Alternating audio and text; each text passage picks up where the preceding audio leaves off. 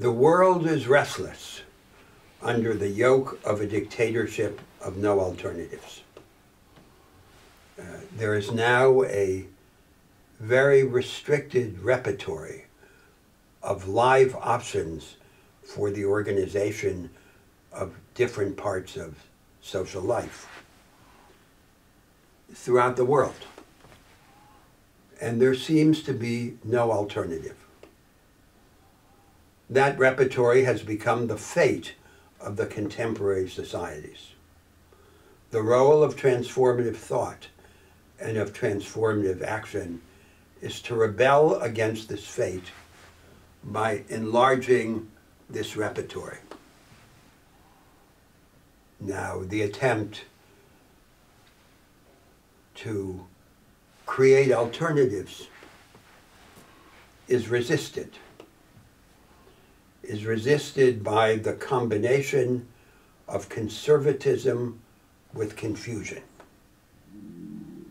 The conservatism takes the form of a doctrine of institutional convergence. The whole world is supposedly converging and should converge to the same set of best available institutions and practices, expressed in the arrangements of the rich North Atlantic economies. And all that we can do is to tinker at the margin with this inherited framework. The problem is that within that framework, none of the fundamental problems of the contemporary societies can be effectively solved or even addressed. The first of those problems is the hierarchical segmentation of each national economy between advanced and backward sectors.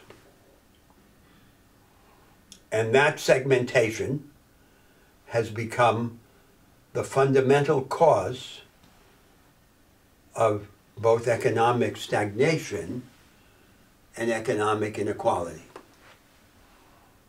There is no solution without the creation of alternatives.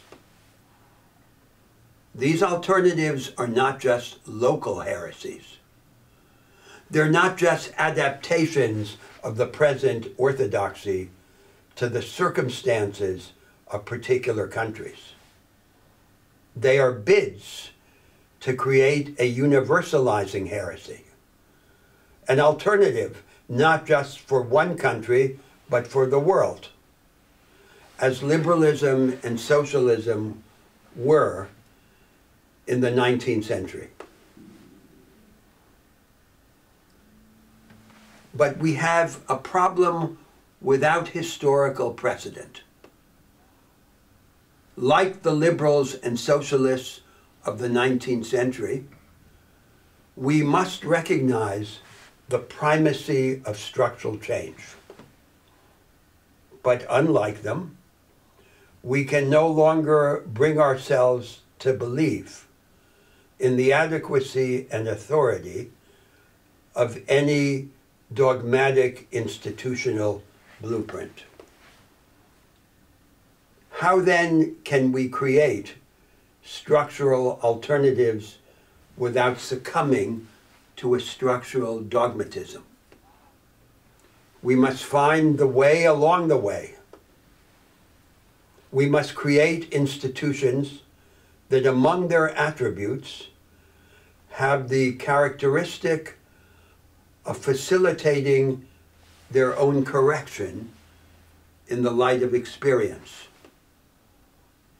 Such is the nature of a democratized market economy that allows for the deepening and dissemination of the knowledge economy, the form of productive activity that is closest to the imagination. And such is the character of a high-energy democracy that diminishes the dependence of transformation on trauma and allows society to master its own structure without depending on crisis as the enabling condition of change. That would be the task of the OECD. Not to serve as the long arm of a doctrine of enforced institutional convergence in the world,